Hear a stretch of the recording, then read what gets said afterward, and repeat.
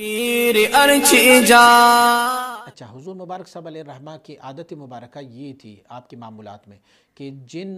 نمازوں کے فرض نمازوں کے بعد سنن ہوتے تھے تو وہاں پر کوئی دعا نہ ہوتی مگر صرف اتنی کہ اللہم انت السلام و منک السلام تبارکت ربنا و تعالیت یا ذا الجلال والاکرام، بس اتنے ہی پڑھتے ہو۔ اس کی دلیل اور ثبوت یہ ہے، آپ یہ سوچیں گے کہ ہمارے بہت سارے علماء اہل سنت والجماعت کی جو ہے نا وہ فرض نماز کے فوراً بعد دعا پڑھتے ہیں، اور حدیث میں بھی نمازوں کے بعد دعاؤں کا تذکرہ آیا ہوا ہے،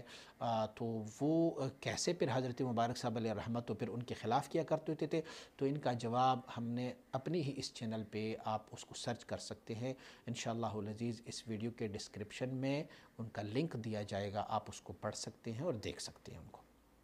کہ اہل سنت والجماعت فقہ حنفی کا قانون یہ ہے کہ جو نمازیں جس کے بعد فرض نمازوں کے بعد سنن ہو اس میں بیٹھنا صرف اتنا ہے جتنا اللہم انت السلام و منک السلام تبارکت ربنا و تعالیت یا ذا الجلال والاکرام یہ پڑھی جائے بس،